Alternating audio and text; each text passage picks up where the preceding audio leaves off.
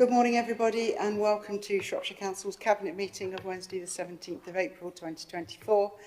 I'm obliged to inform you that this meeting is being live streamed and recorded, and can I ask members and officers to please identify your name and role before speaking so that it is clear to those watching the meeting as to who is speaking.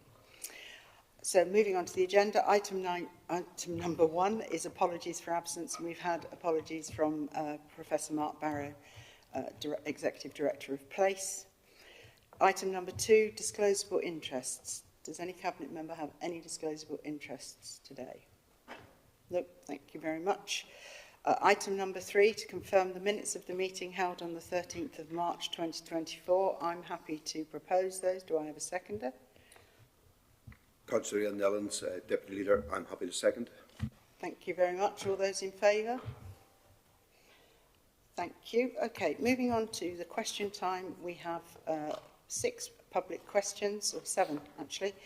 So moving on to the first question, and for those members of the public that are in the room, we will ask you to come to the table here so that you can ask your question into the microphone so that those online can hear it.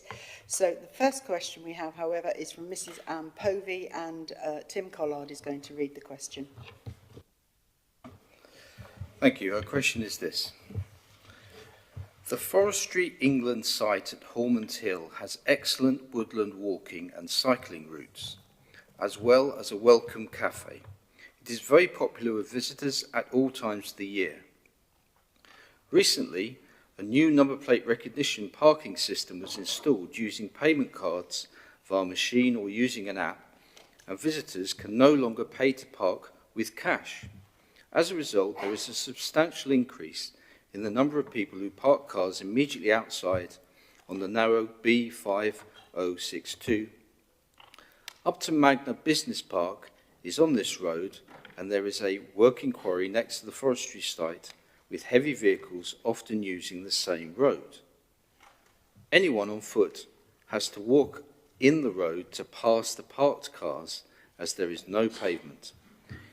It's a busy place, and with more cars parked along the roadside pedestrians in the road, visibility is dramatically reduced, which makes leaving the car park dangerous as drivers have to edge forward into the road to see whether or not it is safe to set off. As a matter of public safety, I ask Shropshire Council to prohibit unsafe parking here by painting double yellow lines either side of and opposite the entrance to the Forest England site. Thank you, Tim. And the response, Councillor Dan Morris. Thank you for the question, Mrs. Povey.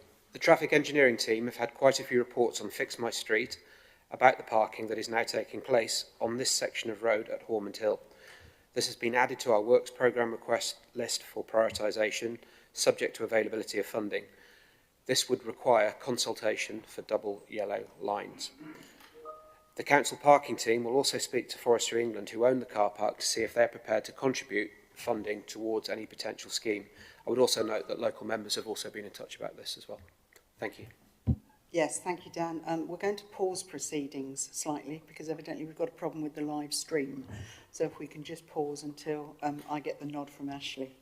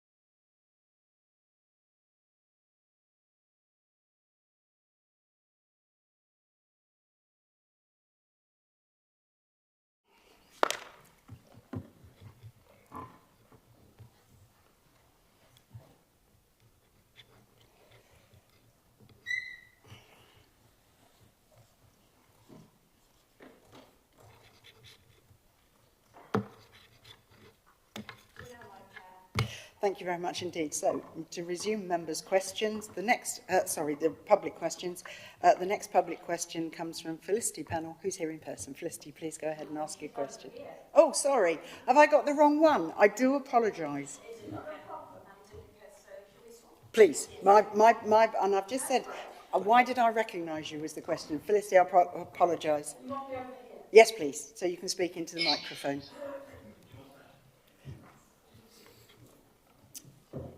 Apologies, that's why I shouldn't try and do this. Felicity, you're very welcome. Please ask your question. Do you want me to read out verbatim my question? Yes, please, so that those listening online so that everybody can hear. hear. Hello, my name is Flick Pennell, and I'm here also regarding parking. I would obviously have liked the council to have acted on my email of July 2023 via my local councillor requesting intervention regarding the problem of not being able to park in one's own street when a person becomes elderly and or becomes chronically unwell. I am asking the council why, given I have written to councillors, MPs, traffic management, highways, the North Shropshire Highway representative, have I not had any guidance or even an answer. I don't even know if I have approached the right employees or departments. My biggest complaint is that the Shropshire County Council has become so bureaucratic that an individual ratepayer who is struggling with daily living has nowhere to turn. The vexation of parking in Georgian narrow streets is across Shropshire, causing fractional hostility instead of communities coming together. This is made worse by the council only looking to increase parking fees, forcing people to seek free parking elsewhere. I rest my case. Where is the evidence that this issue is even considered? I request that Shropshire Highways clarify for me what their on-street parking policy is and how many spaces any one household is entitled to have in one street. Thank you very much indeed, and I'm sorry for the confusion earlier on. To respond to your question, Councillor Dan Morris. Thank you very much for your question, and I'm sorry you've had so much frustration getting an answer. I understand the frustrations with parking near your property when you live in streets where properties do not have their own off-street parking spaces. Unloading shopping and then having to carry it some distance is difficult when a person becomes unwell or chronically ill, as you have indicated. Unfortunately, there are no controls over the number of vehicles one household can park on the highway where there are no parking restrictions. However, if you have a blue badge, you are able to apply for a disabled person's parking place marking outside your property. This will ensure there is a space nearby. Thank you very much. Thank you. You don't have a right to reply. Oh no! But I'm sure. Oh no! But I'm sure that if you speak to Dan after the meeting, if you hang around or come and talk to me, we'll talk you through it. Is that okay, Dan? Yeah, I have to head off, but I'm more than happy. I can take your telephone number and I can give you a ring. Yeah. The answer to why I haven't heard anything was not answered in this particular moment. Okay, so I'll take that up for you. Thank you very much indeed. No, thank you. The next question comes from Andrew Burden and is going to be read by Tim Collard. Thank you.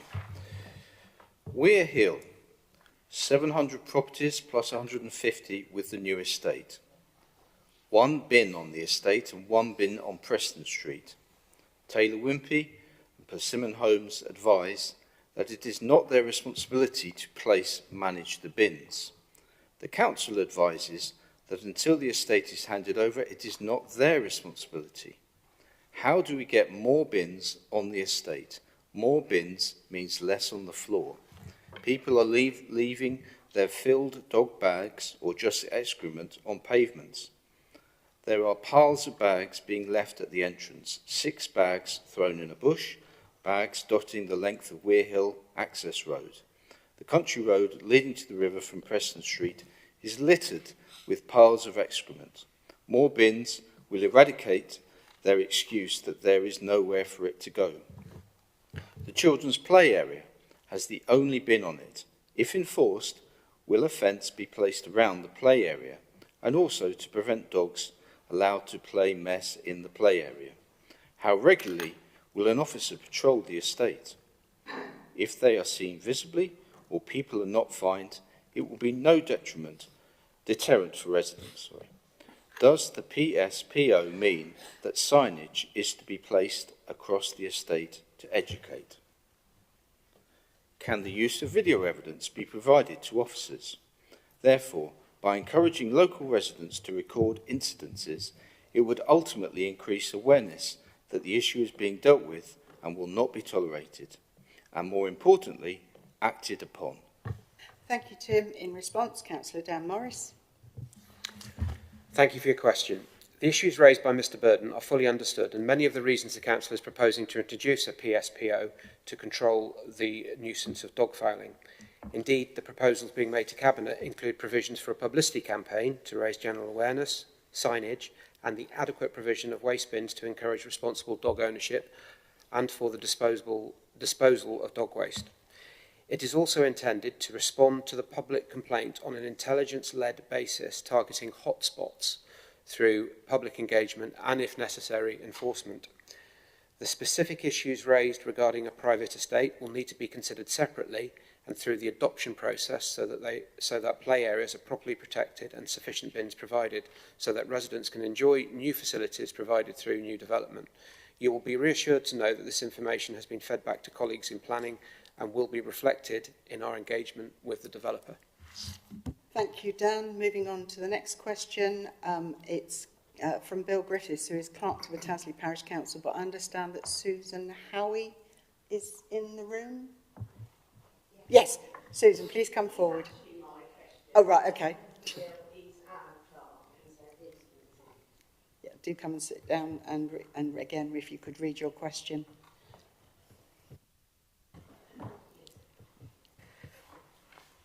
Susan Howell, Vice Chairman, Tasley Parish Council. Post-16 transport to education or training is particularly important in rural areas like Shropshire.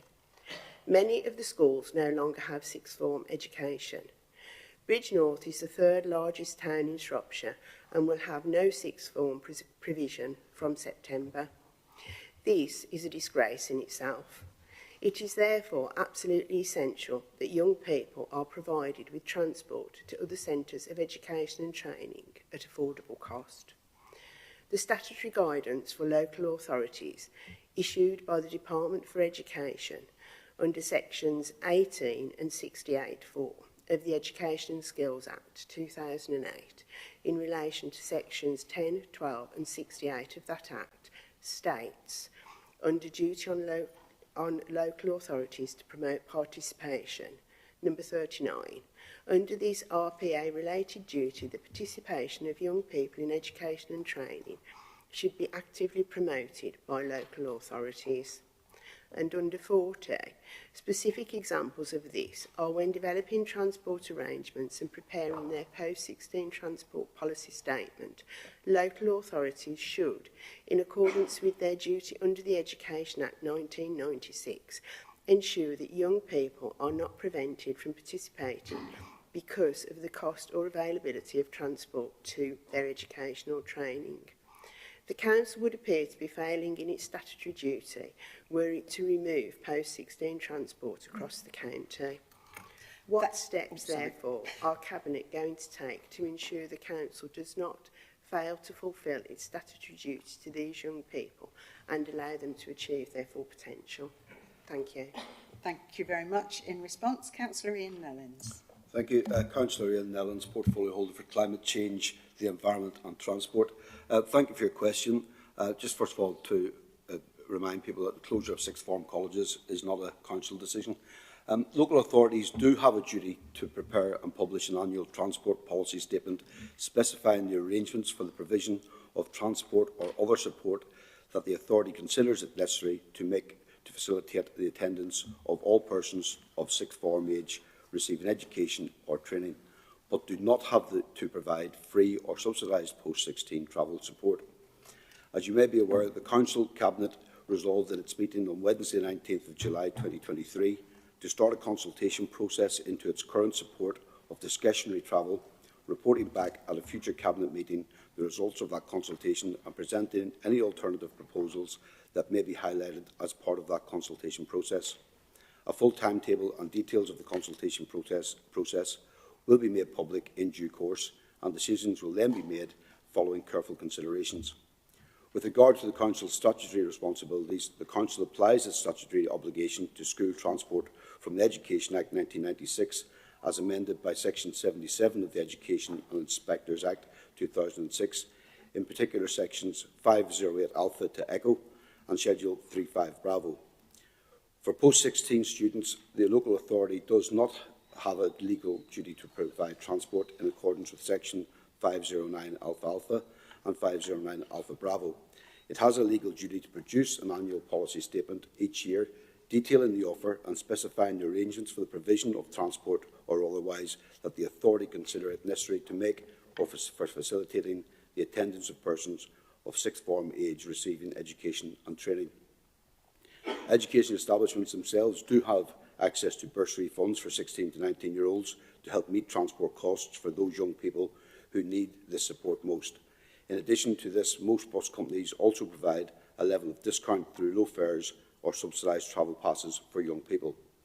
Therefore, the Council's role in publishing our transport policy statement each year is to enable young people and their parents to take reasonable account of the arrangements available when choosing between different options.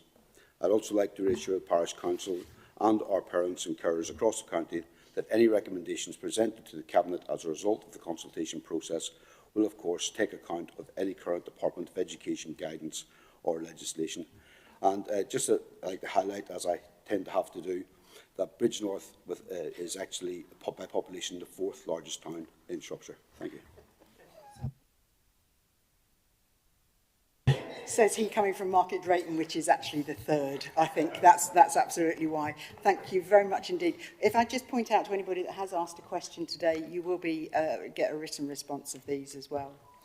Moving on to the next question.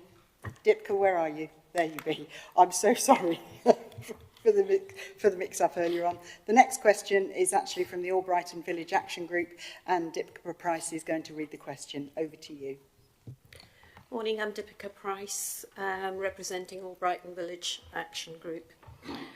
We, the Albrighton Village Action Group, oppose overdevelopment on Greenbelt outside the draft Shropshire Local Plan. To date, an overwhelming 3,000 residents have signed our petition, and there are more than 700 members on our Facebook group. We've achieved coverage on local and national press, TV and radio, and have received £1,500 in donations. We warmly welcome the local plan additional information for examination in public presented to Cabinet and are confident that supporters of our campaign will be reassured by the following summary points. Housing requirement increased by 500 to total 31,300 dwellings up to 2038, reference 8.2 from the local plan additional material. It is unnecessary to allocate new sites for uplift, reference 7.24. 3 existing sites, Tasley, Shrewsbury and Ironbridge Power Station, to accommodate sustainably the proposed contribution of 1,500 dwellings for unmet needs in Black Country. None in Greenbelt, reference 4.19 from the Greenbelt topic paper, April 2024. No land is proposed to be removed from Greenbelt at Albrighton for settlement strategy or spatial strategy for Shropshire. Reference 6.6. My eyesight. Safeguarded Greenbelt land is currently not allocated for development, rather provides future development opportunities beyond 2038, reference 5.24. Planning permission for the permanent development of safeguarded land should only be granted once allocated for development within a future local plan, reference 5.25, to meet the needs of Shropshire, reference 5.27. Thank you very much Please indeed. Please can the Cabinet reassure residents that these commitments will be robustly defended in the case of any speculative proposals which fall outside of the updated draft local plan. Thank you. Thank you. Thank you, Deepica. To respond to the question, and it is a short response, but I hope it's one that you understand, Councillor Chris Schofield. Thank you, Leader. Councillor Chris Schofield, Portfolio Holder for Planning and Regulatory Services. The Council can continue... Thank you for your email. Well, your question, I should say, Mrs Price, first. The Council can continue to confirm that in line with national regulations, planning decisions will be taken in accordance with the development plan unless material considerations indicate otherwise. The Council can also demonstrate it has a 5-year housing land supply and therefore the development plan continues to hold full weight in decision making. And on your second question, the Council can continue to confirm that in line with national regulations, planning decisions will be taken in accordance with the development plan unless material considerations indicate otherwise. And that's basically... Yeah, it's the same repeat. So it's short and sweet, but to the point. Thank you.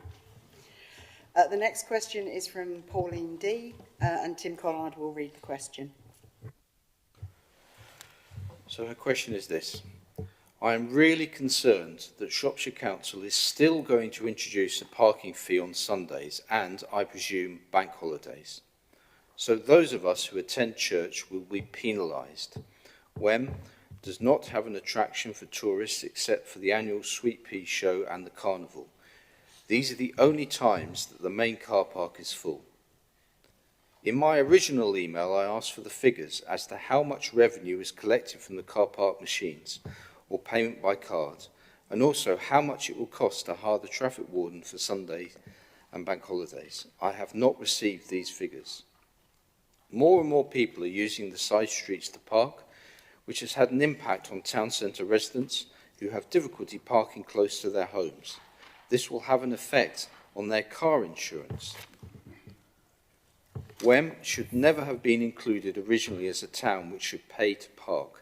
Does Shropshire Council not take into consideration the limitations of the town in attracting tourists, its closeness to out-of-town shops in Shrewsbury and Whitchurch? I know the Council has considerable budget problems, but to increase car parking charges in this small market town is an abomination and has not been thought through. Thank you very much, Tim. In response, Councillor Dan Morris. Thank you for your question, Pauline.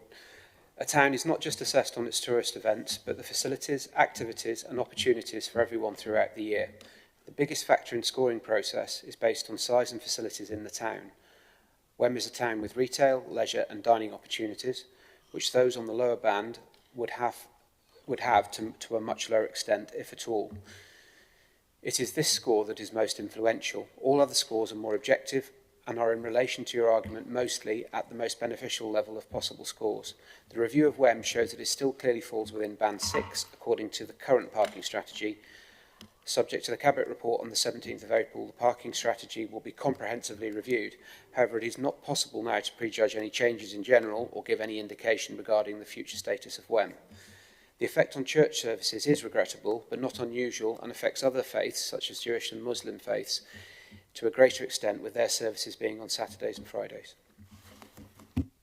Thank you very much, Dan. So we now move on to the urgent question that was received by Mr. Rob Davis, which will be read by Tim. But before we say that, this question is very similar to the question that Councillor Roger Evans has also raised as an urgent question. So what I'm going to do is I'm going to ask Tim to read Mr. Davis's question, and then Roger, I'm going to ask you to read yours, and then I'm going to ask the portfolio holder to respond to both questions at the same time. So Tim, over to you. So Rob Davis's question is this. Shropshire schools currently have the opportunity to buy into the school's library service. to get up-to-date books, topic materials and new fiction books. They pay £1,300 a year, and each half-term, every class gets a box related to their topic and another box with new fiction books, and the children get so excited. They may be a digital generation, but research shows that real books help children's learning and their educational outcomes. Fair access to books through this scheme helps even out disadvantage. It also has a particular impact on smaller schools with less budget. This scheme may now be cut due to the council's budget deficit.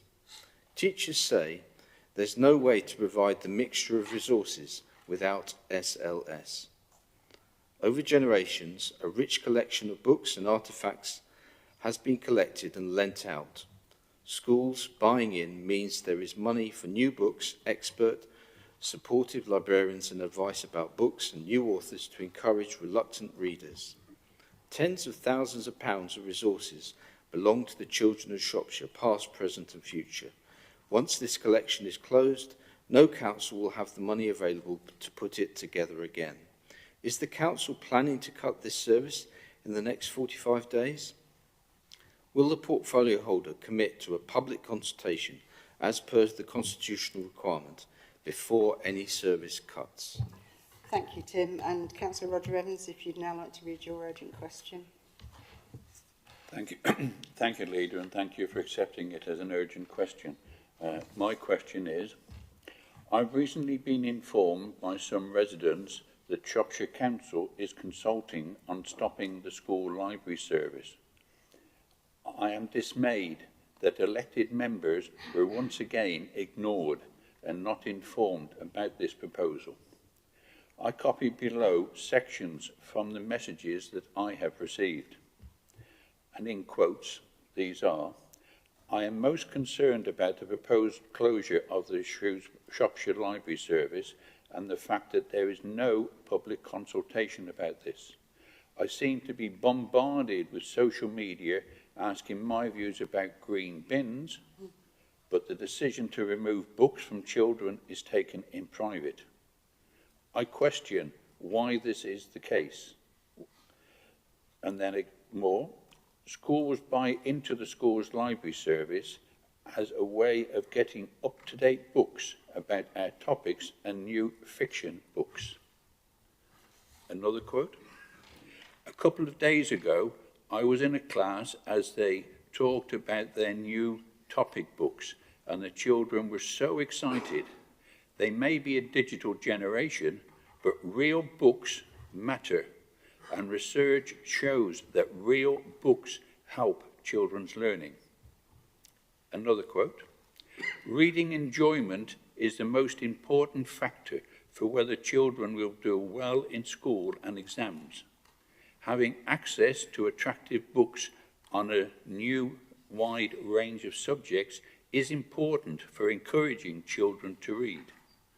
Next quote, in school, as we have the library books, we can give all children access to lovely books regardless of their income, of their family, and how much cash is left to buy the books. And I ask, does the Cabinet member support this service being withdrawn? Yeah, thank you. Before I ask the portfolio holder to come in, let me just make it clear that SLS stands for Schools Library Service, not Shropshire Library Service. There is a very big difference. Councillor Kirsty Hurst-Knight. Thank you. And thank you, Councillor Evans and Mr Rob Davis, for your question. As the Cabinet Member for Children and Education, I am combining my response to the public and member questions, which have been accepted under the urgency provisions for member and public questions. Both questions relate to the proposal to cease the non-mandatory school library service, SLS, operated by Shropshire Council from the 1st of September 2024. Firstly, while I was aware that the school's library service, which is a traded service, was operating at a loss, and we acknowledged that this situation could not continue, I was not made aware until the 4th of April that a decision by officers to proceed with a service review had been implemented, which placed affected staff in a 45-day consultation period. It is very regrettable that schools were not aware of the service review and no consultation with schools had taken place. I would like to reassure my Cabinet colleagues, members and members of the public that this is the very beginning of the process and we will be formally consulting with schools to ascertain if a way to remove the deficit can be found. We will invite all schools in Shropshire to respond to the consultation to capture ideas, including whether schools would be willing to pay more for the service as suggested by the head teacher from Cressage and or indeed subscribe to the service at all, given that 35% of our Shropshire schools do not currently use the service and make alternative arrangements for this provision. I would remind everyone that this is a non-mandatory service that the Council provides to support schools. And to be very clear, it is the school's responsibility to ensure children and young people have access to books and other suitable educational materials necessary to learn the curriculum, with funding provided directly through the central government grants to do this. Considering the financial position and the challenge we face, we cannot continue to subsidise a traded service, but we will ensure that all possible options to continue the service are explored and we welcome all possible solutions. We will bring a report to Cabinet detailing the consultation feedback alongside a suggested way forward. To be clear, this could still require the cessation of the service if a solution cannot be found. Thank you. Thank you, Councillor Hurst-Knight. Councillor Evans, have you got a supplementary? Thank you, Chairman. And my supplementary has changed due to the helpful answer that has been given, and I thank the Cabinet member for that. But I note in the consultation document that was sent out, there is one. The other reason is the closure of the Shirehall is given as the other reason for the loss that's been incurred in each of the last 2 years. I wait to see what the responses are, but reading is important for children. And can I ask that all councillors are included in any consultation similar to this, so that they are aware of what is happening when they are consulted, asked questions by their parishioners. And I do note that 45 days from the 8th of April is the 3rd of May, so I assume that the consultation may well be rephrased if I interpret what was just said. So I wait to see a copy of it. Thank you, Chairman. Thank you. Councillor Hurst-Knight, do you want to come back on that? Absolutely, this response will be sent to you and all members, and we will keep you updated. Thank you. And just to be clear, Councillor Evans, the consultation with schools hasn't started yet. I know an email was sent. If I can, Chairman, the consultation says that it started on the 8th of April. And it lasts for 45 days. Yeah, different. That's in the letter that went to actual schools. Apologies, I'm talking about a different consultation. That's okay, I'll talk to you afterwards about that. Thank you very much indeed. Right, so that now brings us back on to the actual member time, question member time. So the first question is from Councillor Ruth Houghton, who is joining us online. Ruth, over to you. Houghton from Bishop's Castle. In light of the recently approved medium-term financial plan, which includes reduction from 5 to 3 household waste recycling centres, will the portfolio holder please provide the following information? For each of the 5 household recycling centres, the annual tonnage of metal recycled, plastic recycled, paper and cardboard recycled, green and food waste composted. For each of the 5 former districts, the tonnage of green waste, including each year an estimate of the number of households that present a green bin for collection at least 1 point in the year. And for each of the 5 household recycling centres, the gross annual cost of running each centre, the net annual costs of running each centre, allowing for costs of incinerating or landfilling non-recyclables and the income from recyclables. Thank you. Thank you, Councillor Houghton. In response, Councillor Ian Nellins. Thank you, Ruth, for your very simple question. First of all, the consultation on garden waste and future of the household recycling centres is presently running until the 20th of May 24. Any decision for the future opening of the household recycling centres will only be made following the review of the consultation results, which has already had around 15,000 responses in the first week. A table showing the data for all the household recycling centres for the past 3 years, which is over 60 entries for all materials, is provided. I don't believe you've had that yet, Ruth, but that will be sent straight after this. For each of the 5 former district councils, the tonnage of green waste included by year. I broke this down by green waste for Oswestry and Bridgenorth because it's separate to the green waste for the remainder, that's the Shrewsbury, Atcham, North and South Shropshire, due to food waste going in the latter. In 21-22, for Oswestry and Bridgenorth, it was 12,266.71 tonnes. 2022-23, 10,845.25 tonnes. And 23-24, 12,489.38 tonnes. For the remainder of the county, it was 21-22, 31,052.87 tonnes. 22-23, 27 and 10 tonnes, 0.41 tonnes. And 23-24, 30,954.61 tonnes. And again, this table will be sent in the response. The participation is not recorded and changes weekly, depending on presentation rates. But there are, with exception of flats and multi-occupant houses, there are 138,000 individual properties in Shropshire. We would expect at least 95% of such properties to present their green waste at least once a year. So that is about 131,000 households. The annual cost of each of the household recycling centres, the annual net cost following, sorry, that's your question, I'm getting to find my response. We're unable to present the full specific costs requested as HRCs are managed as part of the integrated waste management facilities, which includes waste transfer stations, and they are not separate at this stage. If there is any requirement to cease with any of them, then that will be broken down. Thank you. Do you have a supplementary, Bruce? No, thank you, Leader. Thank you. Thank you very much. Thank you very much indeed. Moving on to the next question, which is from Councillor David Vasmer, who I believe is also online. He is. David, over to you. Thank you and good morning.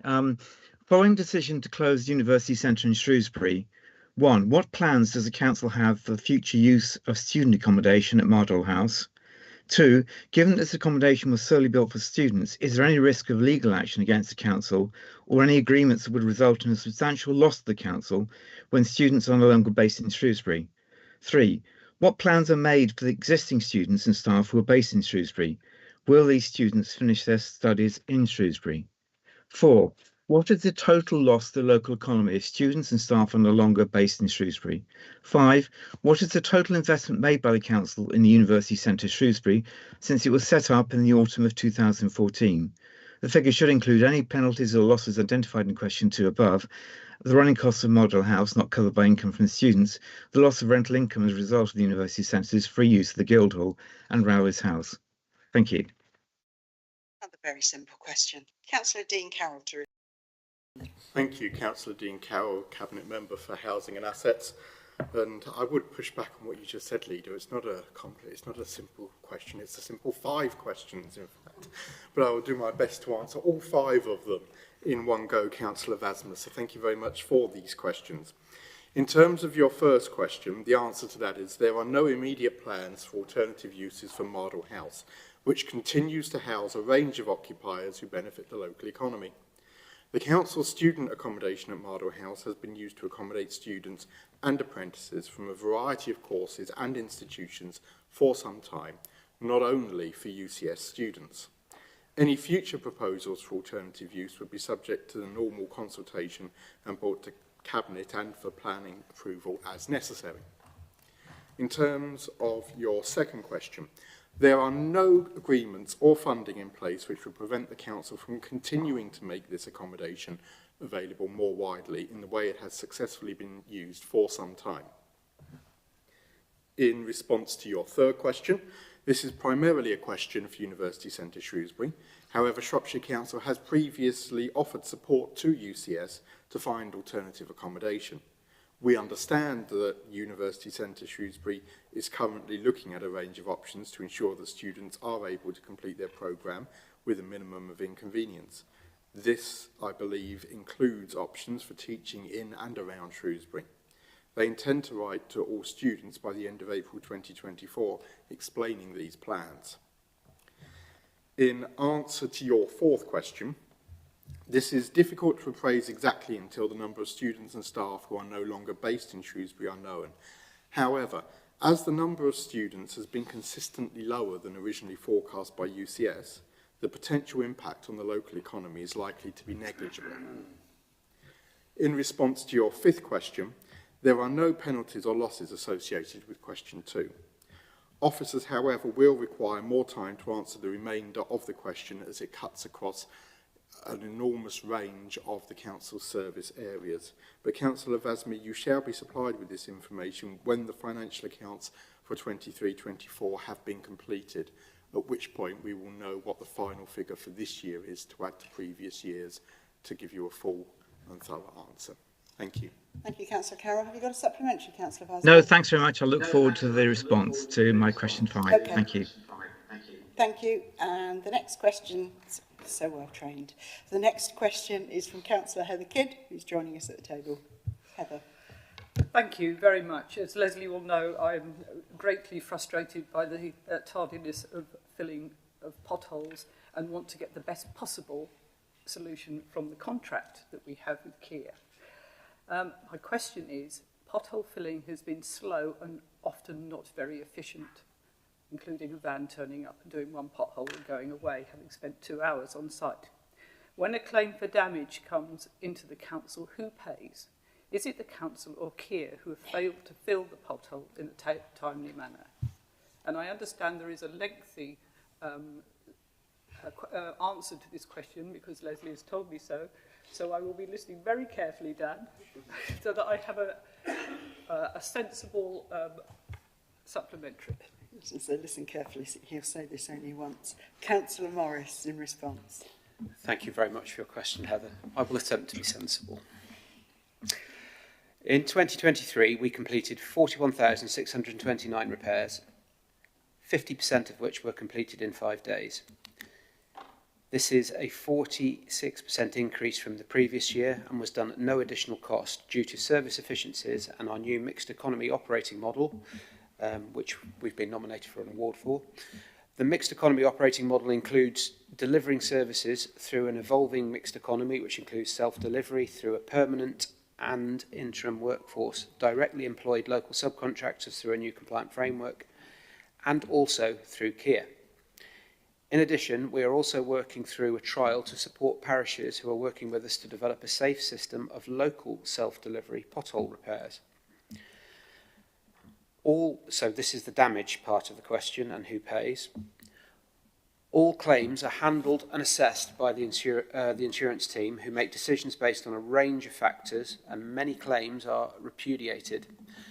The council owns, funds or controls all the resources deployed in pursuit of highway maintenance in Shropshire. The council believed it had created the facility within the Kia contract to transfer some liability to Kia in certain circumstances. The service has focused on improving performance, increasing productivity, creating a comprehensive range of wider interventions and getting the overall mixed economy repairs to below the national average cost.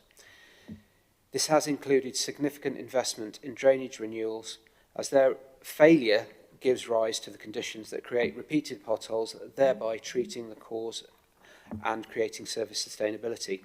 Remarkably, the average defect cost today on our average network is 66% lower than 4 years ago, and with just 4,000 potholes at the end of a very operationally successful 2023. Around 70% of all potholes are now completed directly by Shropshire Council.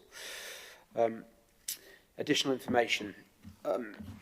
I'd just like to point out, this isn't in the written response, but one of our council, I think it's Northampton, has contacted me to ask about learnings from our mixed economy model, and have asked for a meeting with myself and Andy, which I think is a great reflection on the work that Andy has done.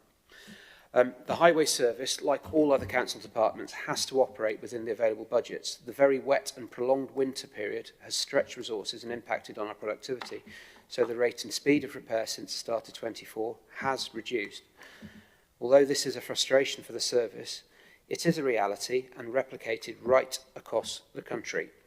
The water table is very high, and many roads are in effect being used as rivers, with water flowing off fields in rural areas.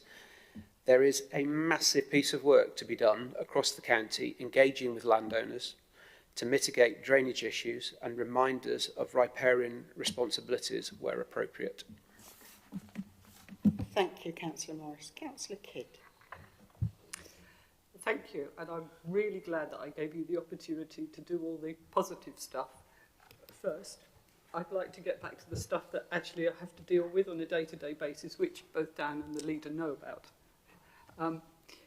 So, I think all of that is wonderful. I think that actually the drainage stuff is stuff that should have been done many years ago and should have been included in the KIR. I'm just going to get there. So I'm really pleased.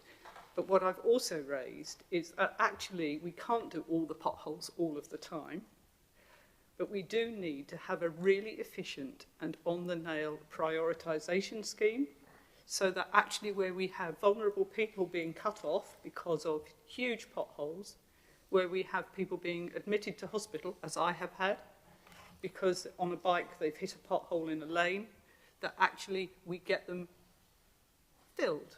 So, how are we going to implement a prioritisation scheme that actually works, please, Dan? Councillor Morris.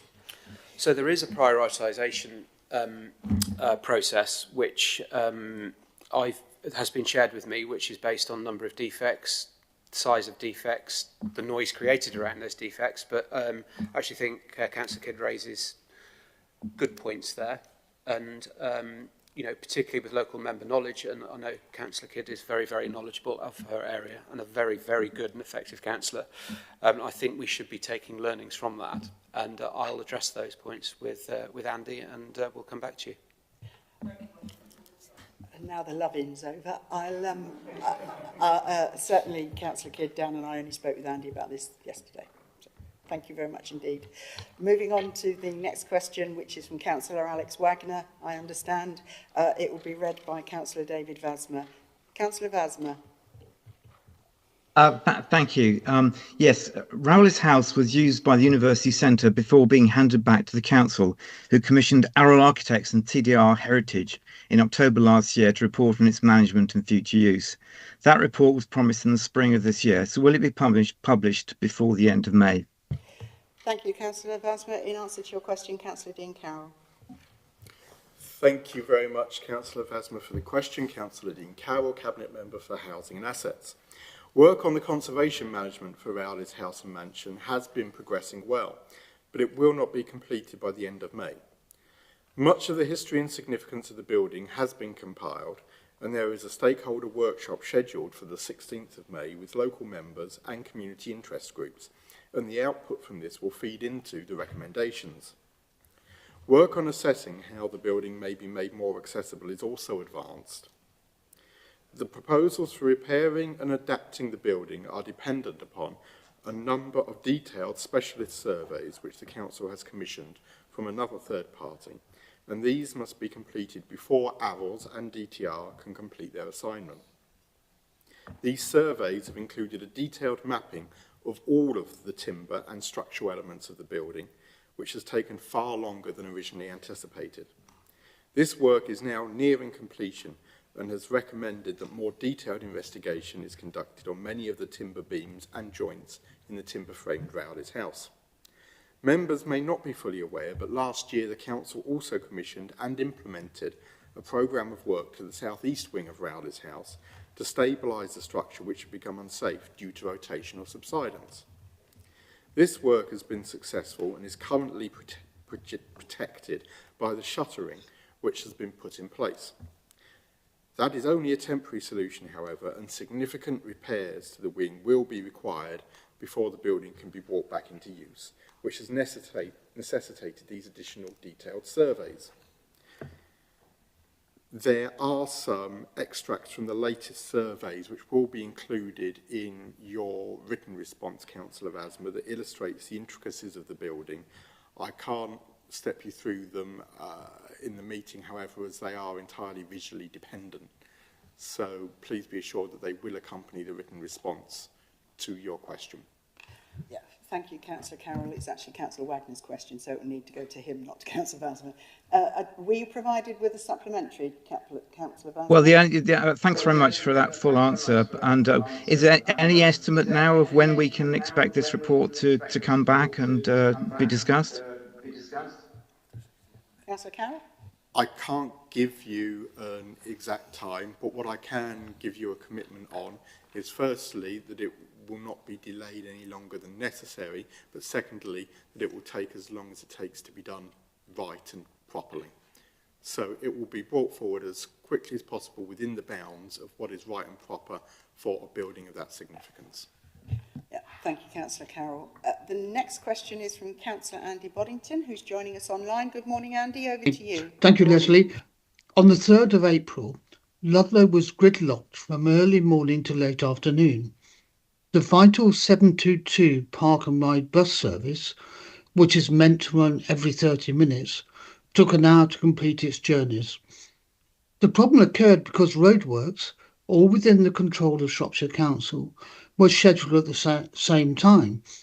Three-way light control for traffic on Sheep Road and Foregate Lane at the long-standing single-lane closure outside Ludlow Rail Station resumed after being lifted for Easter. The town traffic could cope with these. However, the total closure of Henley Road for a minor resurfacing task halted circulation. Traffic diverted onto the A49 bypass, where the council had decided to mow the verges with traffic lights in place to protect the crew. The result? Gridlock, chaos and damage to town trade. My question to the portfolio for highways is, what mechanisms does the council have in place to ensure that simultaneous roadworks do not cause excessive traffic delays, even gridlock?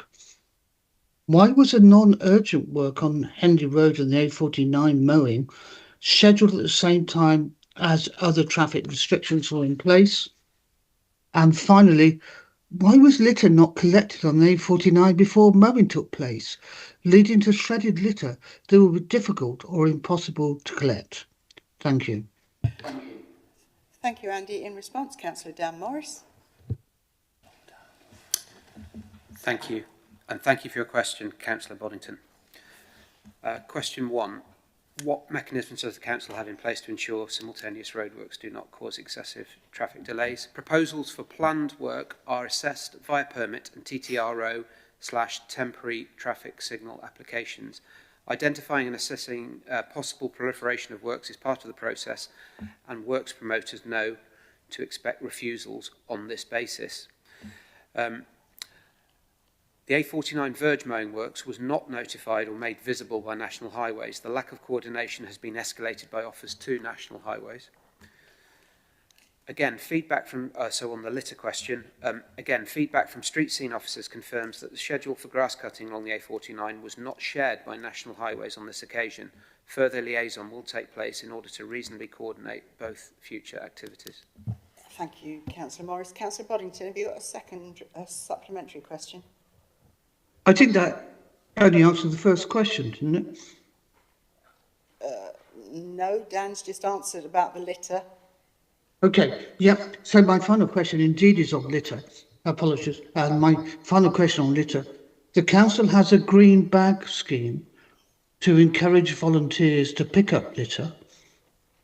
When did this start? And could councillors have some information about it? Councillor Morris.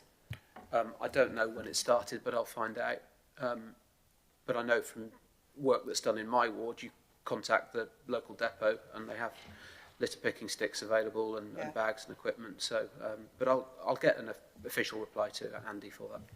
Yeah, thanks very much. Yeah, oh, you heard that. That's all right then. Thank you very much. Yeah, as I say, I'm aware it's been going a long time because other people have made use of it too. Okay. Thank you, Councillor Boddington. And finally, Councillor Tom Biggins, who's in the room. Councillor Biggins. Thank you, Leader. There have been detailed discussions over several years about the community asset transfer of the contractor's yard Sherry Mill Hill car park from Shropshire Council to Whitchurch Town Council. No date has yet been assigned for the transfer. Shropshire Council in correspondence have made clear that they are willing to give, and Whitchurch Town Council have made clear that they are willing to receive the asset transfer. Indeed, in an email of the 4th of January of this year, written by Shropshire Council, it is stated that A, the property team at Shropshire Council were being instructed to expedite the community asset transfer of this site, and B, it is recognised that helping enable Whitchurch Town Council to take a longer-term investment decision in this site will also help in the short term through enabling Whitchurch Town Council to review a broader range of options to develop further storage capacity within the site. 3 months later, this has not happened, and local members are concerned about any further delay. For clarification, please can we have a date fixed now, identifying when the asset transfer of this site will be completed? Thank you. Thank you, Councillor Biggins. Councillor Dean Carroll. Thank you, Councillor Biggins, for the question. Key matters relating to the Civic Centre and other assets, which include Sherry Mill Hill Car Park, are now being discussed by the Whitchurch Civic Centre Working Group, which I believe you are a part of. Yeah, excellent. The group has been reviewing and clarifying how certain assets can best be used for the benefits of the town. The principle of a transfer of the car park was considered previously and remains supported by Shropshire Council.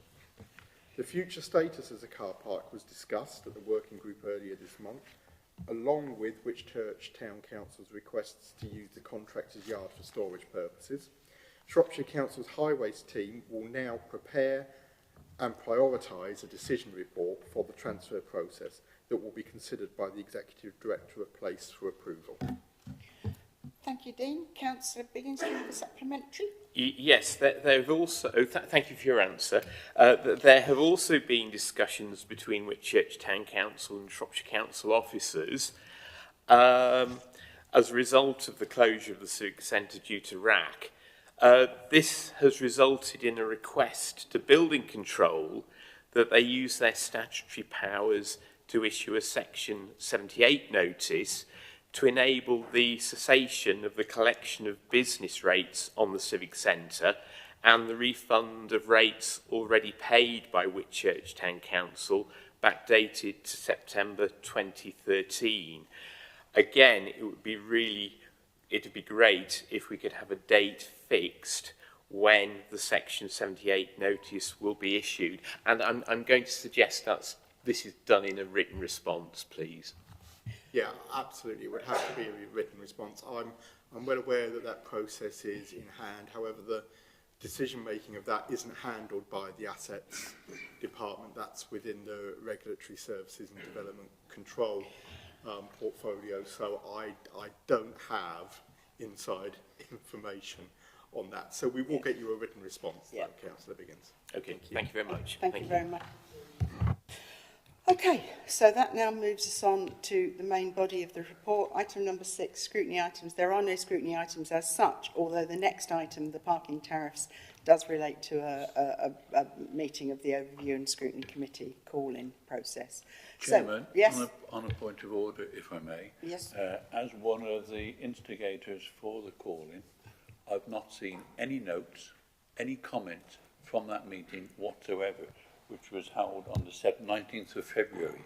It's on the agenda for today, so obviously there are some notes being circulated to Cabinet members, but as the instigator of one of the call-in and reason for it, and a member of that committee, nothing at all has entered me. And I was interested to read what is there as a result of that scrutiny meeting here, because, as I say, and I repeat again, as a member, nothing has been fed in my direction at all.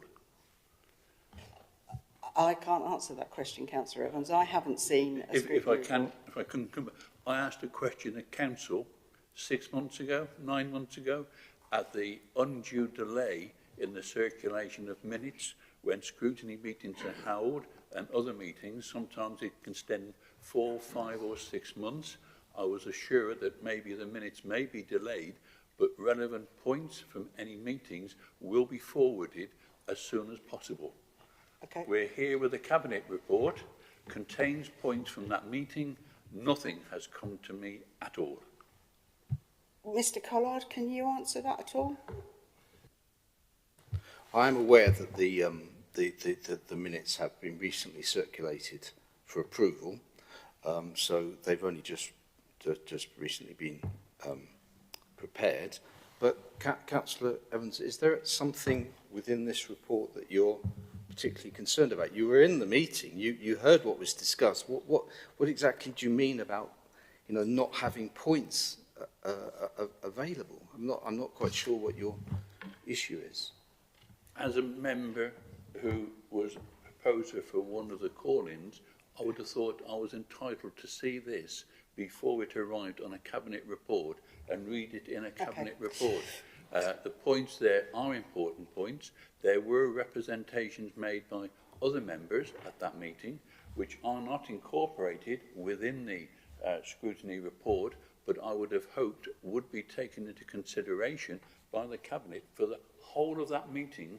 There are A to K points, but there were other discussions on it, and how do I know whether the Cabinet member has read that, what is included? All I can reassure you is that when this report for Cabinet was written, the points that were raised at that meeting were taken into account by the portfolio holder and the officers writing the report.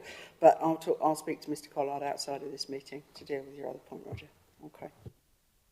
If I can, Chairman, the Cabinet is going to arrive today. It is impossible to call that in because it's not permitted under the Constitution, but I am not being allowed to see any minutes, draft or otherwise, that the Cabinet members have seen in drawing up this report. Cabinet members haven't seen that report, Roger. We have not seen that report. You were at the meeting, the Cabinet members weren't, so I don't really understand what the point of that is. No, Councillor Buckley, I'm not going to let you come in because it's not a point of order. I will speak to Mr. Collard about this outside of it, but effectively, we have not seen that meeting, those notes either. So it's not that we've been party to something you haven't. Final one, is not the chairman of the Scrutiny Committee going to present anything from that meeting today?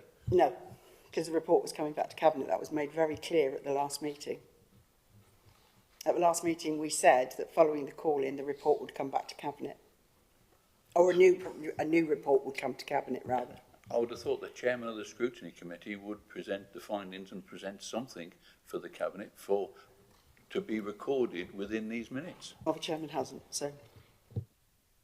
Right. Councillor Dan Morris, Parking Tariffs, Operations and Development, over to you. Thank you, Chair. I think it's fair to say that the parking report has had a reasonable amount of scrutiny and debate. We have listened to the points and concerns raised by all of the stakeholders in the county, and in the Cabinet report there were 11, I've counted, points raised which have been looked at, and in point 2.5 of the report, the changes that have been well telegraphed, and the report's been obviously published in good time. We've made changes to evening charges, to Sunday charges, recognising the increases at Abbey Foregate, and also on TTROs. And I recommend that this report is supported at Cabinet. Thank you very much. Thank you, Councillor Morris. Obviously, you're proposing that. Do I have a seconder for that one? You do, Leader. It's Councillor Gwilym Butler, Portfolio Holder for Finance, Corporate Resources and Communities. I formally second the report and reserve my right. Okay, thank you very much. I'd actually just like to say thank you to all those people too who've taken the time to talk to us about this, you know, whether they are from the bid or whether they are from community groups or whatever. You know, we've said right from the start that this was never going to be an easy report. It is incredibly complicated in terms of all the detail within it, but I do thank the officers for the amount of time that they've put into this. Julia. Thank you, Leader. And I just want to reiterate Councillor Evans' comments, really, because although Dan Morris attended the scrutiny meeting, as did, I think, Celia Motley, everybody else around this table did not attend that scrutiny meeting. So unless minutes were produced in chronological time and submitted to you, how could you possibly have listened to the people who came to that scrutiny meeting to give their opinion? How on earth could you know what they said, what their views were? How can you act upon something if you have not received the notes and the minutes from that scrutiny meeting? It is basic chronology that they should have been printed and circulated and presented here today for you to understand the problem before you present your proposed solution. Councillor Buckley, can I just stop you there? I think it is worth stating that a number of us actually were either listening to that meeting or have watched the recording since, so please don't assume that only Dan and Cecilia actually heard that. The other thing I'd just like to point out is all the points that were raised at the scrutiny committee call-in are within this report. Fortunately, they are not. So the points that were included in the proposal by Paul Wynne feature in this report, but Councillor Evans is pointing out that further representations were made which did not make it into the list of recommendations, and that is the wider point that your Cabinet members are clearly not aware of as they make their decisions. But those today. Cabinet members may well have been listening online, so I They may have, but you've left that to pure chance by not producing minutes in chronological order. I refute that, because what I will say to you is that Cabinet place great faith in their portfolio holder, and that portfolio holder and Councillor Motley were in the room.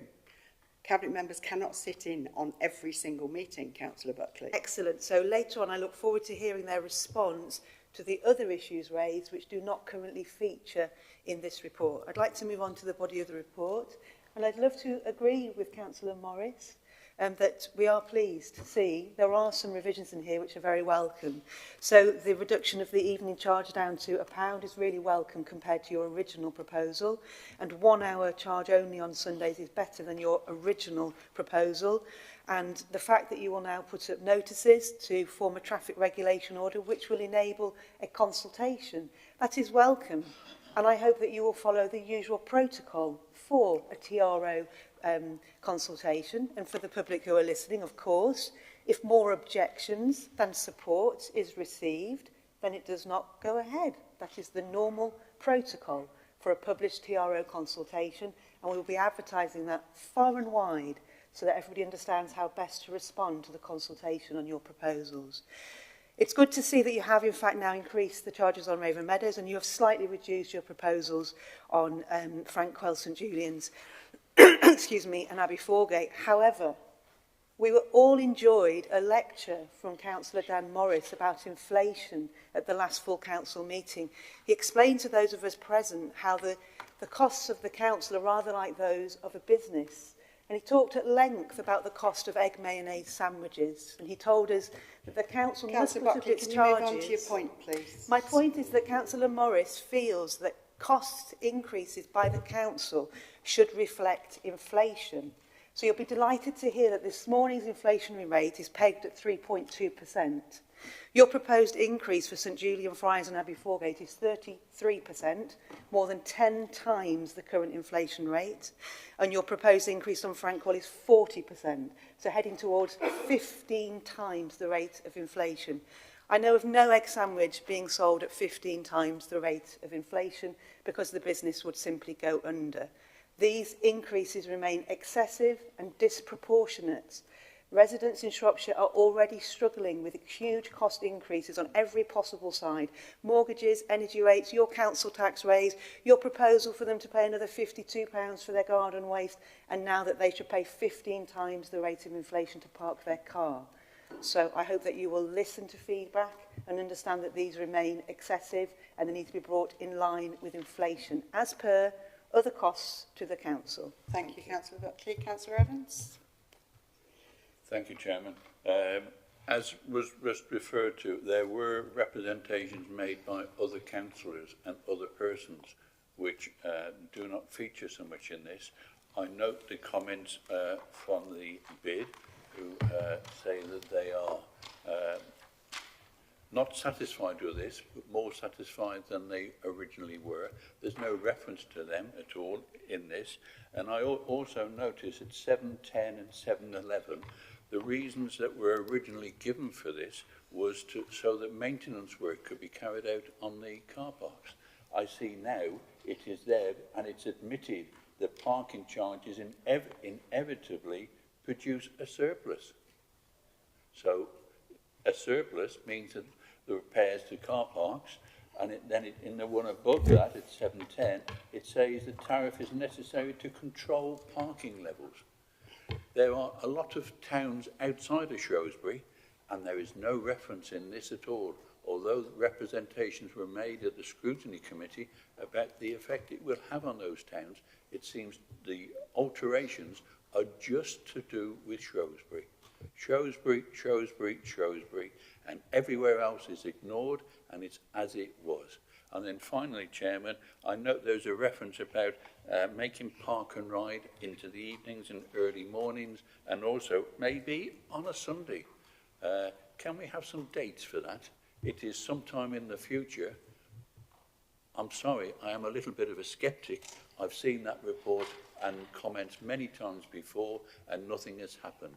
Can we have some timescale of when the park and ride will be improved? It's been admitted in the last report that it wasn't fit for purpose, be improved and also extended. Thank you. Thank you. We certainly didn't say that it wasn't fit for purpose.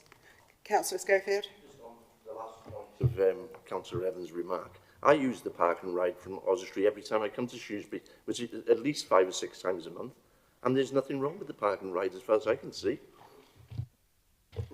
Chairman, if I could come back. No, I'll come back. If you use the park and ride from the Sainsbury's, you'll find that view is very different. Thank you, Councillor Evans. All right, now Councillor Dartnell did ask to put a question in, but as it's on the agenda, you can ask your questions of Dan. I can tell you now, Rosemary, that the very last part of your question will get a written response, but ask it anyway. And then after Councillor Dartnell, Councillor Towers has asked to speak. Councillor Dartnell. Thank you. Councillor Dartnell for Colham, Sutton and Baston Hill. This is about parking charges in the report for the Shirehall Overspill car park.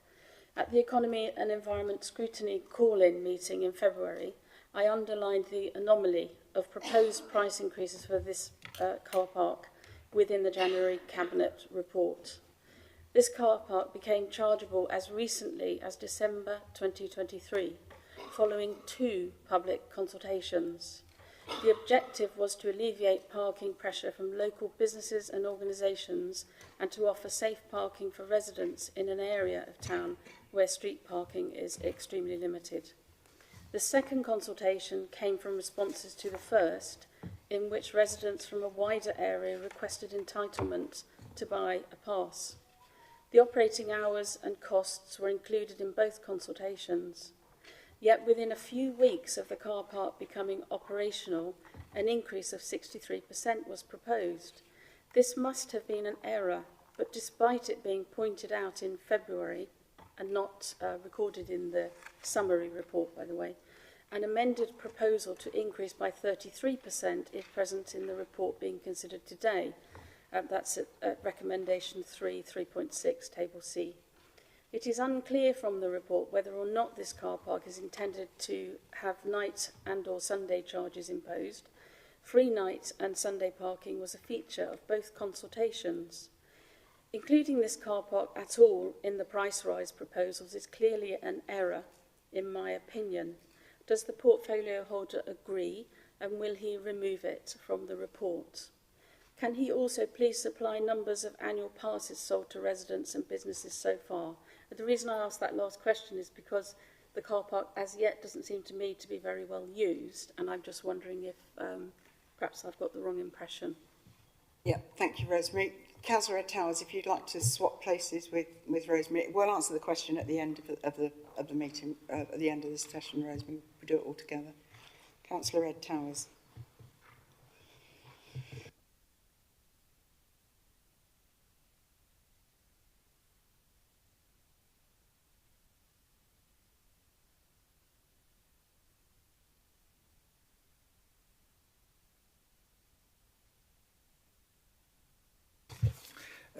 Thank you. Edward Towers, Shropshire Councillor for Wem Rural and Wixel. As a preface to what I want to say, I just want to endorse quite a lot of what's been said already about the commenting on the car parking policies that's put before you today. There are some big questions to be asked, but I'm speaking with regard to the WEM aspects in on page 16 and 7.63 following. Thank you for the opportunity to speak to you on this matter. It's appreciated. Just want to pay tribute, if I may, today. I should be in a different place. Today is the funeral of Mrs. Valgood, MBE, an honorary townsman of Wem, for all her work and with her husband in promoting the sweet pea and putting Wem on the national map and really helping our local economy with its annual sweet pea show each year. But this matter of car parking charges is so very important to us so that I am here and not present at her funeral. Can I refer you to section 7.64 on the paper today? I talked to Andy Wild just briefly after the meeting, the scrutiny committee, about this. They meant the word algorithms. Just want to say algorithms, they are helpful in seeking to be objective in our thinking and make decisions, but they can fail us if part of the formula does not address the key issues. And they have to be therefore taken in that context. For example, the Bus Back Better project, when we were seeking government funding as part of the Levelling Up programme, it was reported to the Public Transport Working Group that we had failed in one of the early rounds because it hadn't included a component for rurality in its algorithm. So that was the reason we were rejected. But we did establish relationships with the department in question, and I believe things are going forward. In this case, there's a missing component in 7.64 linking to the number of free parking spaces at stores and other spaces in nearby towns. Woolwich has them, Ellesmere has them, and Shrewsbury has them. But we don't. We have one store, and it's off the car park, which is charged for. And in this case, I repeat, Wem is very similar to the towns described here as such as smaller than ones like Craven Arms, like ourselves. It has a railway station. We have a railway station, Clun and Broseley, despite what it says in 7.66. And these are all in band 7. So we should be treated equitably. Now, we're here considering the issue of parking, but silo thinking is at play here, I believe. We need to place Wem's request to reconsider having parking charges in the context of the whole, namely the much heralded Shropshire Plan 22 to 2025, put together as I joined the council and this administration was formed. This says, under economy, that we need to build safe, strong and vibrant communities and infrastructure under the heading of healthy economy. But parking charges for us in Wem are doing the exact opposite. When it was in existence with Advantage West Midlands, Wem was made a Tier 1 town for rural deprivation. Can I just point you to, we have a town centre audit analysis, we all have them across the county, and the one for Wem makes sobering reading that was published in 2023. Just 3 points from it. Only a third of Wem residents visited the town centre in 2022, which suggests they utilise alternative shopping destinations, most frequently where 56.2% go at least once a month to Shrewsbury. The number of commercial premises is in decline. It was 107 in 2021, and it's now 99 in 2023. We have 16 vacant premises, which is 16% of the town centre floor space, it says. And as regards churning, which is premises changing hands or use, in 2023, a third of all churn were in this category. Can I now address the matter of Sunday parking in 7.6 to 7.7 now? Whilst the new proposals now only say a flat rate of 1 hour's parking for the day, as it be to the rest of the county, Ellesmere, Bridgnorth and Ludlow listed examples. But as Pauline said in her question earlier, and that's why she's not here because of this funeral, all these have major tourist attractions Wem doesn't. It simply has 4 churches on a Sunday and a supermarket across the way with 15 minutes free parking before you go in, so they just dash in and out. So we are unique in this regard. Wisdom must therefore be exercised. One size does not fit all.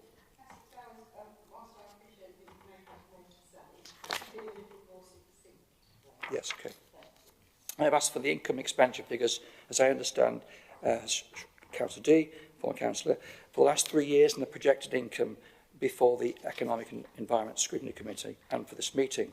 And they haven't been supplied to me either. But I suspect in the grand scheme of things, this is not a large sum, especially when costs of administration are taken out. So the time and effort in imposing car parking charges in Wem against the economic boost a Band 7 rating would give must be an important consideration here. 2 more things. Councillor Broomall and myself have been working hard with Hayley Owen and now Sarah Jones and the Emma Williams of the Economic and Growth Strategy team since May 2021 to revive our Wem Economic Forum, as we have no Chamber of Commerce. And this helps bring business recovery to our area. We're now being mildly successful, green shoots of recovery and all that, in bringing businesses out of the woodwork and having regular business networking meetings. With Shropshire Council's help, the now famous White Horse Hotel in the town centre has been purchased and plans are afoot to restore it under Dr Wiggler's guidance. So I ask that you conduct an experiment, even in these difficult financial times for the county, and at the very least suspend these charges for Wem and make it a Band 7 for a period, and then measure how things have improved for this trial period. It would allow us to recover economically and get the White Horse project completed. All this careful putting together, the needed jigsaw pieces in place, is undermined by this unwillingness to give Wem special consideration for our car parking status. Finally, I have to add, I've had a word with a very senior officer at Telford and Wrekin this last Sunday, as it happened, and car parking charges came up. And they said for them, having no car parking charges was a red line for them whilst the current administration's in place. Financial savings they're also having to make are not to come from car parking charges.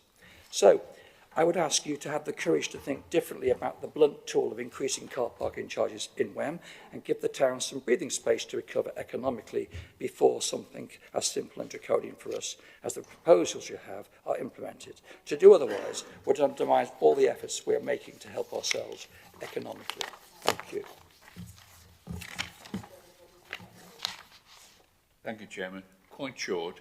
My understanding is a non-statutory consultation on all the TROs and all the charges will be carried out. Is that correct, please? My interpretation on all of them, so that we will see any responses from anywhere within the areas controlled by Shropshire Council. I will seek immediate notice on that, but I am pretty sure that it is a formal statutory consultation, a TRO, but I do want to point out that actually it's not a referendum. So if you've got 100 people say no and 2 people say yes, it's not a referendum. I can, Chairman. Yeah, and as I say, it's a non-statutory one. I do pick up those words, but there will be a consultation on all the charges that are in That's why we've done it this way, so that all of the charges are subject to that 21 days. I'm getting the nods, so that's fine. Right, okay, let me come back to Councillor Butler. Go on. Is it my time to come in as seconder? Yes. I'll be very brief, Chair, but I just want to correct a misleading statement by Councillor Buckley, because when we actually look at the last time we actually did overall parking increases, if we put compounded inflation year on year, and remember inflation this time last year was 11%, and it was probably 8% the year before that and 6%. She can't just pick a figure that suits her, which is the 3% today, because we have not increased them for many, many years at our own peril. And I hope in the future, to support the council and the residents of Shropshire, we increase them by inflation on an annual basis and don't have to go through all this procedure as normal. Thank you. No, Councillor Buckley, I'm going to come, we've had the seconder now, so I'm going to come to Councillor Morris. Councillor Morris, to sum up, please. Thank you, Chair. I'm pleased that Councillor Butler raised the point about inflation. He is wrong, actually, on inflation. It actually peaked at 11.2%. So Councillor Buckley has clearly forgotten her historical inflation rates and just picked out figures just to satisfy her argument. It's just, you know, It's quite extraordinary, really. In answer to the overspill car park, there are no evening charges on the overspill car park. It is a band 5 car park, so it's moving from 60p to 80p an hour. The Sunday parking charges are 80p all day, and the annual pass for that overspill car park has gone from £384 to £512. We don't have the figures yet on the annual passes sold to residents and businesses, but as you alluded to, we will pick that up. In response to Councillor Towers, a very, very obviously passionate advocate of his town, as is Pauline, and I completely understand the points made. There will be a revamp of parking strategy coming after this parking report, and I'm sure the bands of parking will be looked at as part of that. But at the moment, the recommendation is to keep WEM in band 6, and that's what will happen. Thank you. I have a proposer, I have a seconder. All those in favour? Thank you very much indeed. Moving on to item number 7, and I'm sorry, Dan, no respite for the wicked. Dog constraints, public space protection orders. Is that me again? Yeah.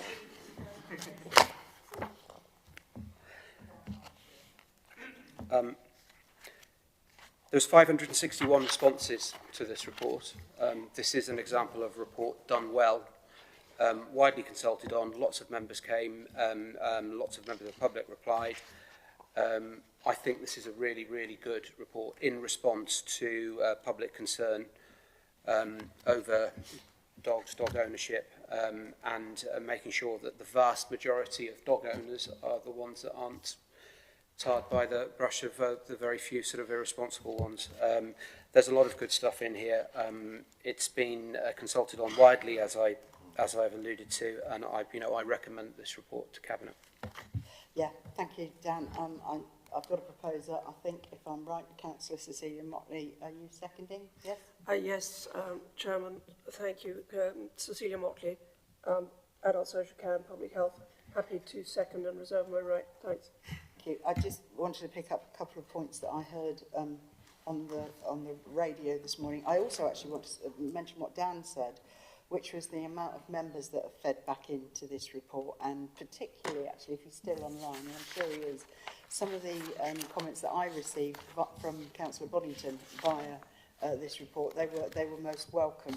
There was a couple of points made on Radio Shropshire this morning, which I just wanted to be very clear about, was when a gentleman mentioned about us banning dogs from fenced areas. These areas that we're talking about are play areas for children, and in predominantly playing fields. And if any of you have small children or anybody who plays Sunday football, it's a real shame, isn't it, that one of the first things you do when you go to do your Sunday or Saturday football match is you walk the pitch to pick up what's not been picked up by somebody else.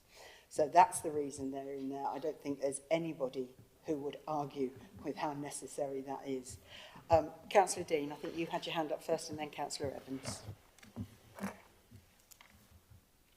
Oh, there we go. Thank you very much, Councillor Dean, Port Hill Division. I welcome this. I welcome the proposals for the public sector public space protection order. It's been a long time coming. I had an exchange actually with the leader when you were the portfolio holder back in early 21, where you were saying that something would eventually happen, and so this is very welcome.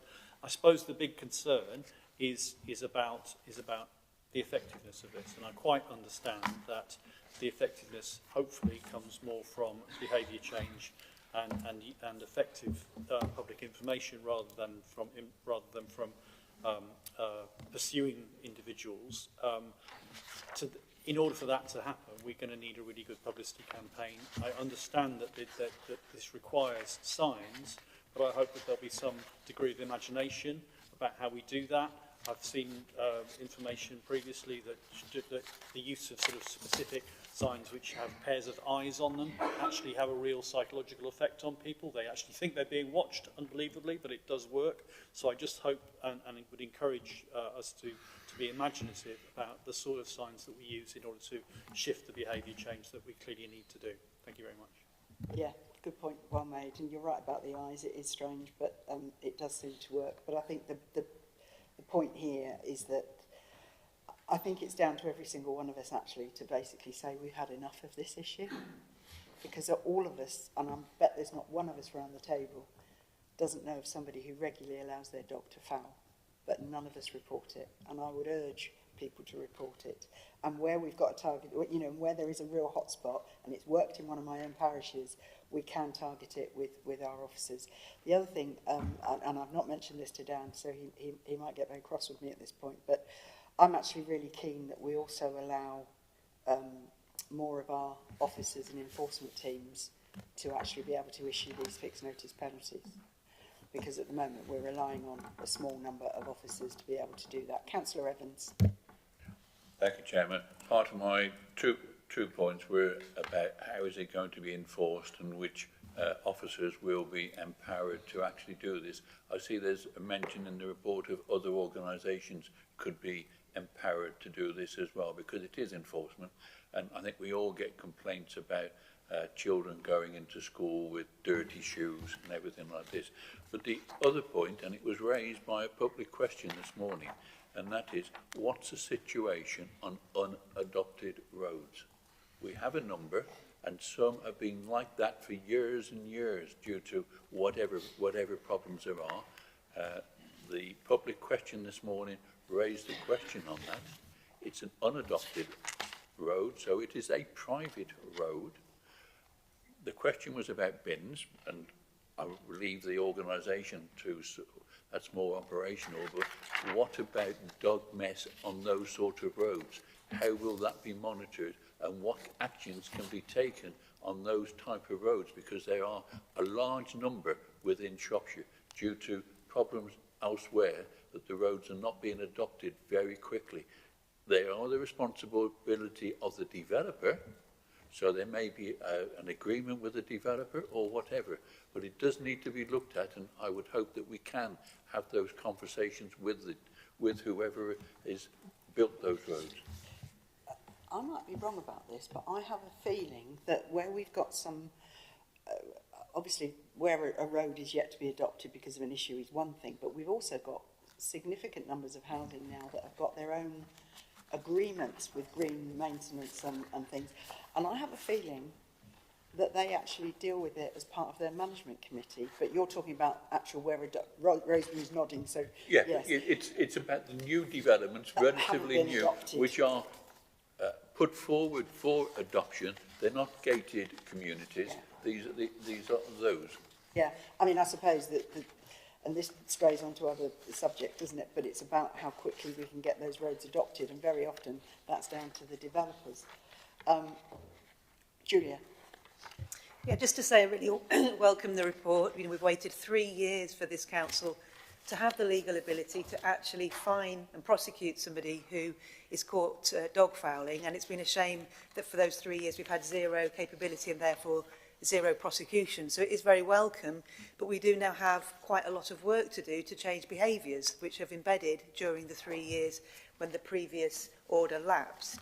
So absolutely the information campaign is welcome, but the other public question asked about bins, dog waste bins, and you heard how they are overflowing and there are bags of dog mess all over children's play areas. They must be provided to enable people to change their behaviour. So will we be given a list of where additional waste bins are provided? I understand now dog waste bins aren't made separately, are they, there? Because everything's incinerated, so it can be a double bin, which is also fine and very efficient, but we do need to understand where the additional bins are, and local councillors need to be able to feed into that process to bring to your attention where there are gaps. I hope that you have recorded the gap that came forward this morning from Otley Road, so we don't need to add that to your list. Thank you. It wasn't Otley Road, it was Weir Hill. Yeah, but again, it's not an adopted facility. Anyway, Dan, I'm going to answer part of that question, because only 2 days ago I had a very long and involved conversation with the new street scene manager. If you've not come across Juan, and I hope I've pronounced that right, the bin issue at the moment, or not at the moment, the bins will now be dealt with on a data basis. because I'll just give you an example, and I'm making sure that Andy's going to nod at me at some point, but we are emptying bins on a regular basis. So let's say we're emptying a bin every week. That bin might need emptying once a month, but we're emptying it every week. There are other bins that need emptying twice a week, but we're not emptying it twice a week. So the team have put a huge amount of work in, and Juan is very much a part of this. He's also very tuned in to comms, and the conversation that I had with him last week was really refreshing, actually. So you will absolutely be contacted, and why wouldn't you ask local members? Because local members know where the bins are. Dan, do you want to come back? Yeah, just to say that, yeah, Andy's team is becoming very much more data-driven and targeting the need where it is needed, basically. I agree with pretty much every one of the speakers, really. This is about changing behaviour, and it's also about targeting hotspots. And if there are areas where there are repeat offenders, and it might be that they're at 4 o'clock in the morning or 5 o'clock in the morning when it's light or what have you, you know, those are the times where you need to use the information, use the limited resource we have currently to target those sort of areas. So it's about being clever with the resource that we've got, the information campaign, the signs that Councillor Dean mentioned, you know, that sort of thing. It is very, very important. I'm very, very pleased to move this report.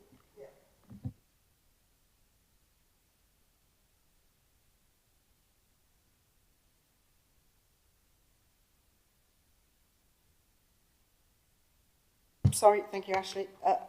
Moving on to item number 9, which is local plan, additional material for examination in public. Councillor Chris Schofield. Thank you, Leader. This report seeks Cabinet approval to submit and consult on additional material to the local plan examination process in response to the interim findings of the appointed inspectors. This material is necessary in order to ensure progress is made with the examination this year and to work towards an adopted plan as soon as possible. The updated material provided in appendices 2 to 4 also seeks to respond effectively to the soundness concerns of the inspectors identified in late 2023 and further clarified in January 2024, as set out in Appendix 1 to this report. This new material provides new sustainability appraisal material which assesses a number of options on a range of issues, including the overall housing and employment requirements and how to accommodate any proposed uplift to them. The results of the essay are then taken into account in the Housing and Employment Topic Paper, Appendix 4. The topic paper arrives at the following conclusions. The plan should continue to pursue a strategy of high growth and urban focus, which provides the most benefits in terms of supporting sustainable economic growth and provision of additional affordable and family housing, but which continues to respect the county's significant environmental assets. The plan should continue to accommodate a proportion of the forecast unmet needs of the Black Country in lines with past agreements, being 1,500 dwellings and 30 hectares of employment land. This represents the most sustainable option and also responds to the previously agreed position reached through the legal duty to cooperate. As such, the plan's housing requirement is proposed to increase by 500 dwellings to 31,300 dwellings over the full plan period, which is from 2016 to 2038, which represents an average annual increase of around 23 dwellings per year to the previously agreed position. The employment requirement is proposed to increase by 20 hectares to 320 hectares over the full plan period. To accommodate these proposed uplifts to the housing and employment requirements, a range of options have been assessed. In conclusion, it is necessary to the identification of the new sites is not necessary. This partly responds to the very strong housing delivery the county has experienced. The Housing and Employment Topic Paper, Appendix 3, and the Green Belt Topic Paper, Appendix 4 to the report, also seek to respond to the inspector's comments regarding the Council's proposed release of Green Belt in the plan to support sustainable development options in a number of settlements. However, for the avoidance of doubt, this new material does not propose the release of any additional greenbelt land further to that already identified if the submission version of the plan previously agreed by full council. If agreed today, the council will consult on appendices 2 to 4 of the report, as well as a new draft policy on the housing provision for older people and those with disabilities and special needs. Thank you. Yep, thank you, Chris. It seemed like a long time coming, but do I have a seconder for that one? Yep, Councillor Robert Macy, portfolio holder for Culture and Digital. As the person who started the local plan process when what seems a long time ago, I'm happy to second. Thank you, Councillor Evans. Thank you, Chairman.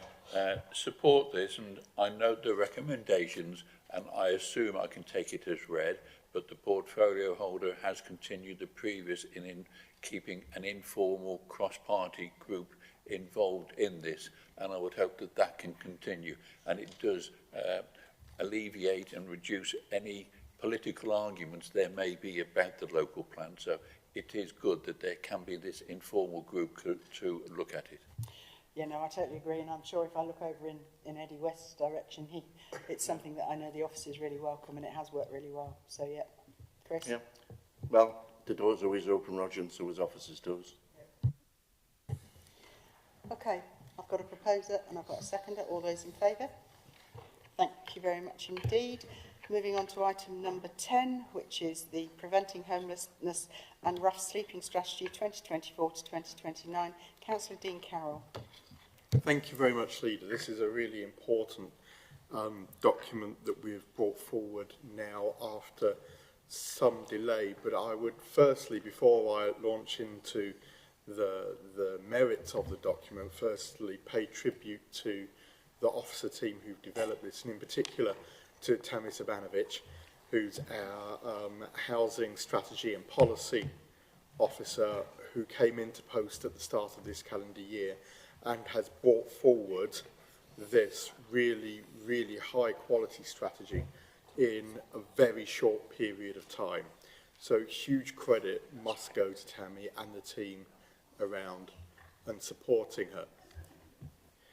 The strategy itself focuses on several outcomes and strands, but I think one of the most important elements is in its recognition of the importance of partnership working across the both public and charitable sector in terms of what levers we as a local authority, but also our partners around the county and beyond, can pull in terms of reducing the risks of homelessness and rough sleeping. And that is set out throughout the strategy, what the various means by which we can achieve those objectives are.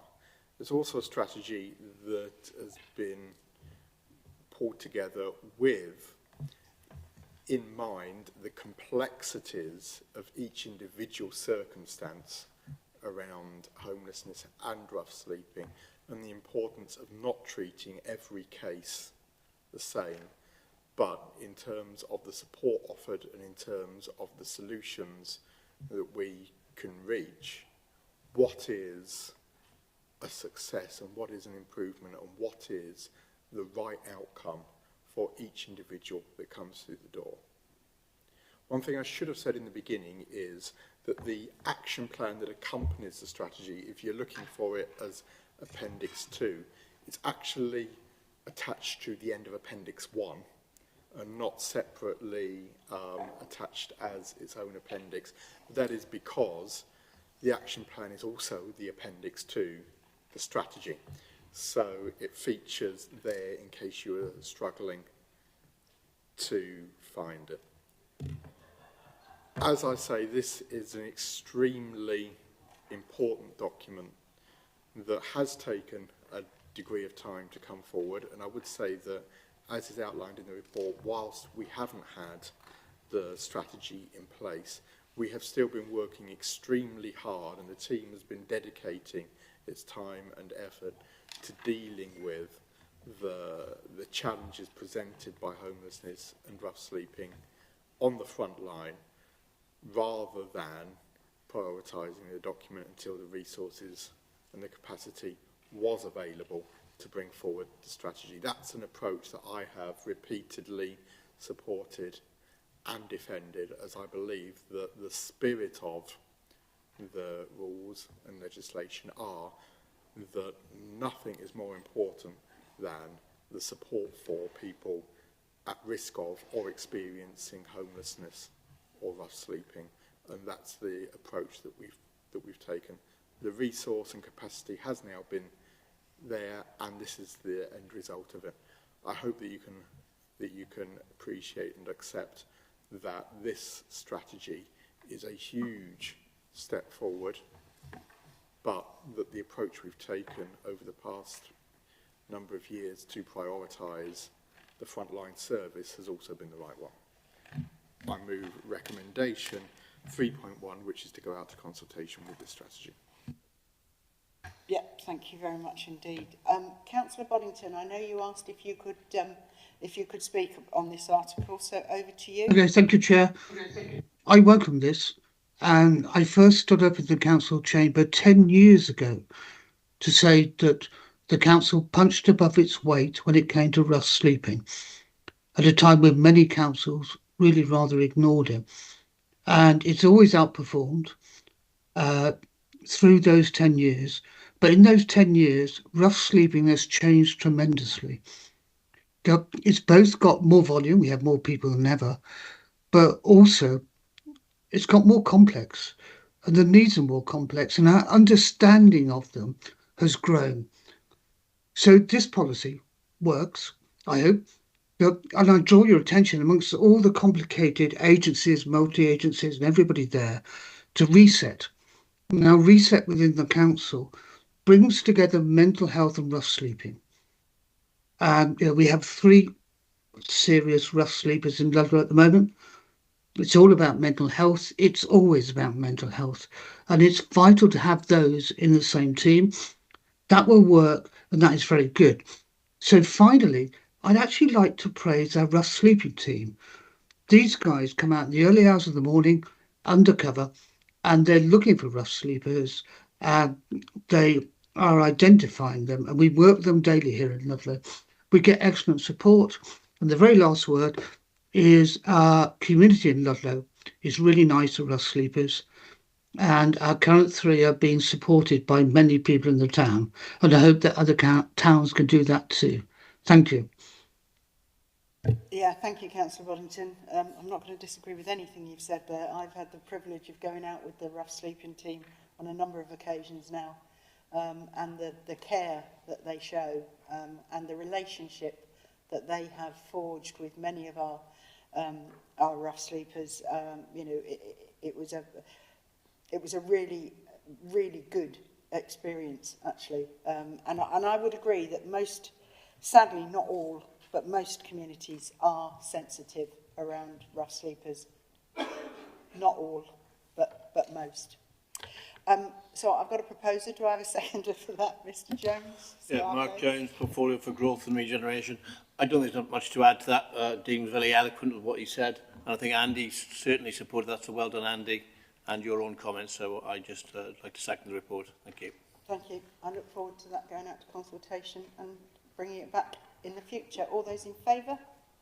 Thank you very much indeed. Moving on to item number 11, Whitchurch Swimming Pool, Agreement for Seal Funding. Councillor Chris Schofield. Thank you, Leader. This report is to seek Cabinet approval to award £980,000 of SIL funding towards the design and build of Whitchurch Pool and Fitness Centre. The design and build of a new swimming pool and fitness centre at Whitchurch on the site of the now derelict former pool and youth centre is a flagship project for Shropshire Council. The new centre will support the economic growth in Whitchurch and provide the town with a modern facility that supports the health and well-being of the local community. In total, the project is costed at £14,137,282. An expression of interest was submitted to the Council's Internal Infrastructure Group, IIG, to request £980,000 of SIL funding to support the design and build of the new centre. This is included as Appendix 1 to the report. Following consideration of this EOI, in February, it was recommended to agree SIL funding, as the request is over 500k. This has now come to Cabinet for further consideration of this recommendation. Appendix 2 to the report shows the consideration and recommendation of the IIG. In summary, it is considered that this project meets the national SIL regulations in that it is infrastructure which mitigates the impact of new development in the area. The project has been included on both the agreed annual infrastructure funding statement and the place plan for the area.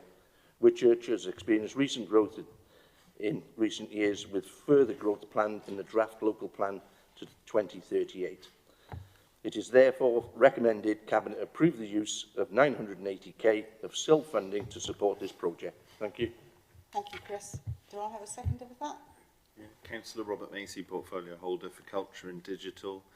And all I really wanted to say was it's great to see the project still going great guns. The groundworks are complete, the foundations are in place, and the steelworks are currently being installed. So there's a lot of action on the site, and as far as we're concerned at the moment, the project is on track to complete next year. Which is great news. And there was a point in there where I thought we were going to be talking about EIOs, but anyway. I have a proposer, I have a seconder. All those in favour? Thank you very much indeed.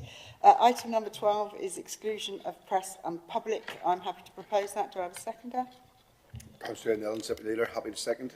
Thank you very much. Moving on to item number 13. I've just tried to move my screen with my thumb and that doesn't work.